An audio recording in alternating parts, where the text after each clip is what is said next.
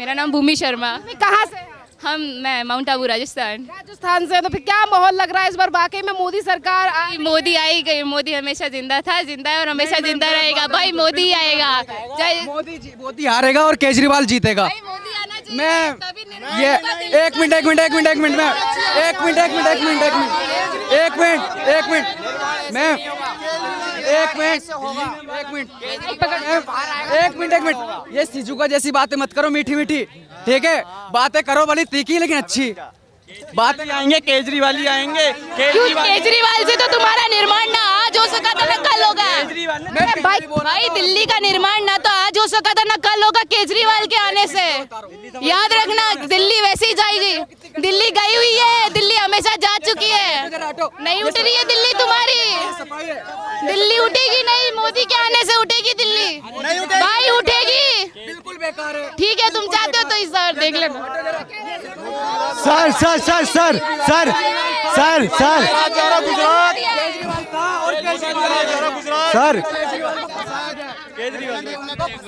रहा है? केजरीवाल लगातार इस बात पर जोर दे रहे हैं कि इस बार जो है वो जनता अरविंद केजरीवाल की गिरफ्तारी का जवाब वोट से देगी। कैंपेन चला रही है आम आदमी पार्टी। देखो, यहाँ देश का नागरिक, छोटा बड़ा बच्चा बूढ़ा सब आज समझदार है, शिक्षित है, जानकारी है उसको कि कौन क्या कर रहा है, कौन नहीं कर रहा। तो आज देश का माहौल ऐसा है कि जो राष्ट्र के हित की बात करता है तो उसके साथ पब्लिक दिखती है, लेकिन जब दिखती है तो बहुत बड़ी तादाद में दिखती है, और जब तक नहीं दिखती तो नहीं दिखती। अगर एक गुंडा आज अरेस्ट हो जाता है या एक अपराधी अरेस्ट हो जाता है, उसके पीछे नाराबाजी करने वाले लाखों एकदम तत्काल में दिखाई देते हैं। तो उसका अंदाज़ा लगाया जा सकता है वे चुनिंदा ही वोटें हैं जो कि केजरीवाल को मिल सकती है। क्यों कह रहा हूँ मैं इस बात को? क्योंकि अगर आदमी अपने देश की, अपने राष्ट्र की, अपने राज्य के हित में अगर वोट करता है तो केजरीवाल जैसे भ्रष्टाचारी को इस दिल्ली तो दिल्ली, इस पूरे भारत में से एक वोट नहीं मिलेगी। अगर पूरे भारत से भी इलेक्शन लड़े, जनता जवाब देगी। मैंने क्या कहा? मैं अगर जनता राष्ट्र हित में और राज्य हित में देखती है और सोचती है तो एक वोट नहीं मिलेगी। क्यों नहीं मिलेगी?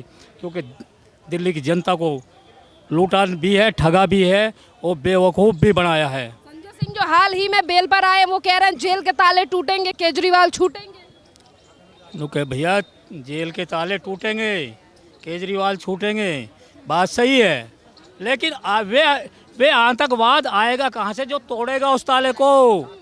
वे गुंडे आएंगे कहाँ से? यहाँ के संविधान में तो ताले टूटने वाली बात लिखी नहीं, यहाँ के तो कानून में ताले टूटने वाली बात लिखी नहीं गई।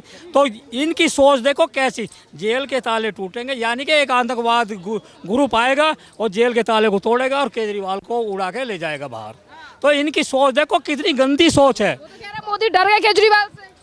मैं ये कह रहा हूँ कि इनकी सोच देखो कितनी गंदी सोच है, एक आतंकवाद की जैसी सोच है इनकी। क्योंकि जेल के ताले टूटेंगे और केजरीवाल छूटेंगे। किसी संविधान में नहीं लिखा कि जेल के ताले टूटते हैं, कानून में नहीं लिखा। उस जेल के ताले को तोड़ेगा कौन? कहाँ से आएंगे वो तोड़ने वाला? कोई नहीं आएगा। अपना भाग्यमान कि तू बाहर आ गया, अभी बेल पे है, दरवाजे अभी खुले हुए हैं, ज़्यादा खुशियाँ मत मना। अपने इलेक्शन लड़ रहे और तेरे पास में 1.5 महीने का समय है, ज़्यादा समय नहीं है, जाएगा फिर दोबारा अंदर। जाएंगे संजय सिंह? बिल्कुल जाएंगे।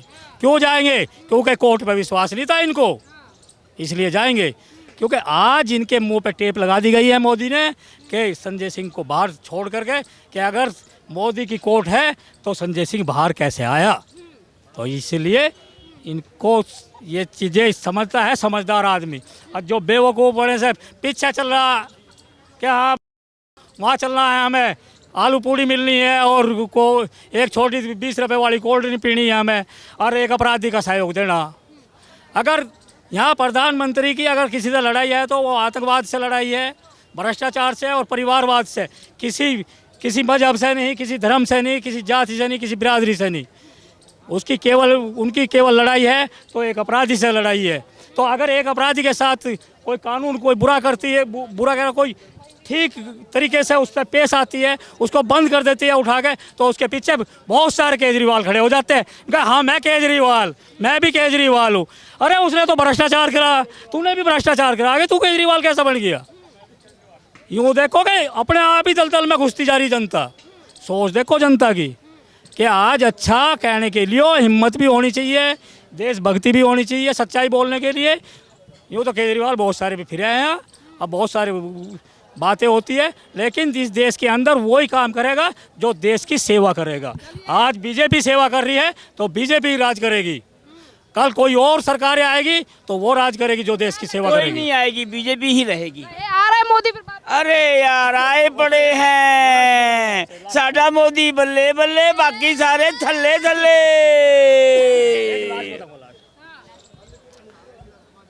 ये इन्हों के भजन चलते थे जब कांग्रेस समय था, रघुपति राघव राजा राम,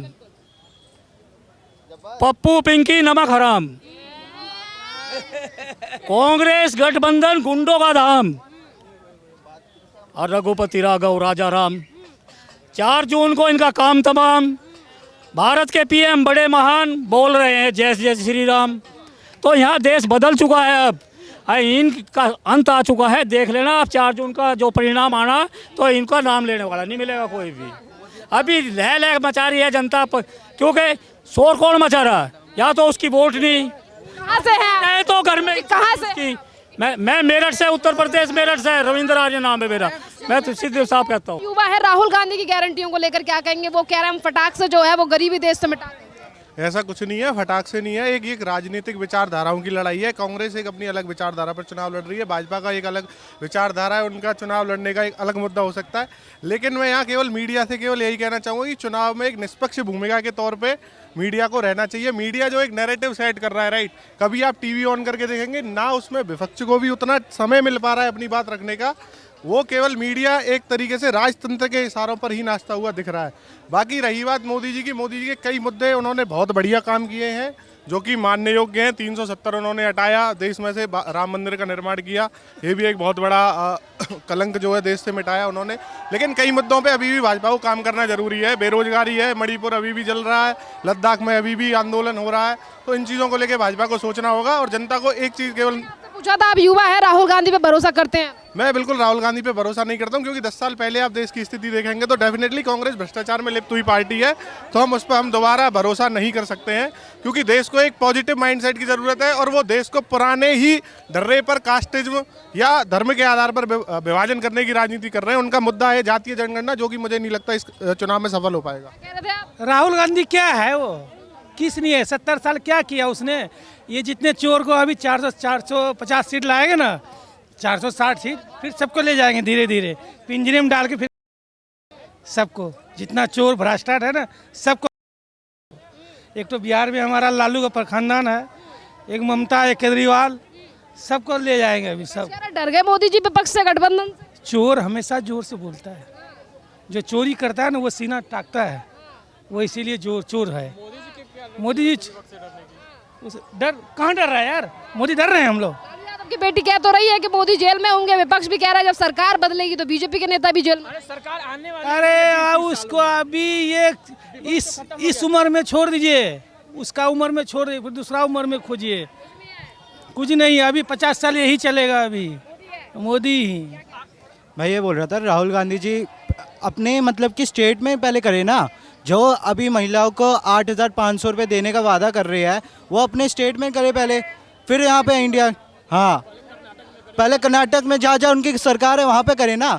और केजरीवाल का है, केजरीवाल तो पहले ही है, पहले ही उन्होंने एक घपला कर रखा था, अब डर रहे थे। 9 सम्मन भेजे थे, रिपोर्ट करनी चाहिए थी ना उनको, क्यों रिपोर्ट नहीं कर रहे थे? उनको डर था, इसीलिए अब जेल में बैठे हैं। और बीजेपी की सरकार आएगी इस बार, कुछ भी कर लो। एक तरफ दिल्ली में जो है वो आम आदमी पार्टी की तरफ से प्रचार किया जा रहा है और लगातार ये बात कही जा रही है कि अरविंद केजरीवाल की गिरफ्तारी का जवाब जो है वो जनता वोट के द्वारा देगी। तो वहीं दूसरी तरफ मनीष सिसोदिया ने राउज एवेन्यू कोर्ट में याचिका लगाई है, जिस पर उनका कहना है कि वो लोकसभा चुनाव में प्रचार करना चाहते हैं, इसीलिए राउज एवेन्यू कोर्ट जो है वो राहत दे मनीष सिसोदिया की। पर इस पूरे मामले पर आखिरकार दिल्ली की जनता क्या सोचती है और क्या कहना रहेगा उनका अरविंद केजरीवाल की गिरफ्तारी पर, ये हम दिल्ली की जनता से ही जानते हैं। सरदार जी ये बताइए, एक तरफ अरविंद केजरीवाल की पार्टी ये कह रही है कि वो अच्छा काम कर रहे थे इसीलिए उनको फंसाया गया है, वहीं दूसरी तरफ जिस तरीके से आज मनीष सिसोदिया ने राउज एवेन्यू कोर्ट में याचिका लगाई है, क्या लगता है कि उनके प्रचार का कितना फर्क पड़ जाएगा, जिस तरीके से वो कह रहे हैं कि हमें प्रचार करने के लिए जो है वो अंतरिम जमानत दी जाए? मनीष सिसोदिया जी को एप्लीकेशन लगाने समय ये कहना चाहिए था कि मैं दिल्ली की जनता की सेवा करना चाहता हूँ। प्रचार के बहाना बना के वो जमानत मांग रहे हैं। कोर्ट अगर उचित समझेगी तो दे देगी। बाकी इनके पास 62 MLA हैं, 62 विधायक हैं।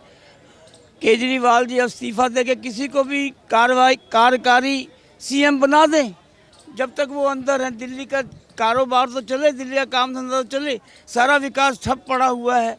वो किसी को भी नहीं दे रहे। 62 विधायकों में से किसी को भी एक को कार्यकारी CM बना दें, जो कि दिल्ली की जनता की सेवा करते रहें। सारे काम धंधे रुके पड़े हैं दिल्ली के। मैं तो ये सोचता हूँ ऐसा करना चाहिए। तो क्या लग रहा है, जनता वाकई में भरोसा कर रही है जिस तरीके से वो कह रहे हैं कि इस बार अरविंद केजरीवाल की गिरफ्तारी का जवाब जनता जो है वो वोट से देने वाली? वो तो आने वाला समय ही बताएगा, आने वाला समय ही बताएगा। अगर केजरीवाल जी के ऊपर इल्ज़ाम कोई सबूत ना होते तो वो अंदर नहीं रहते। कोर्ट को देख के ही अंदर रखती है, ऐसी बात नहीं है।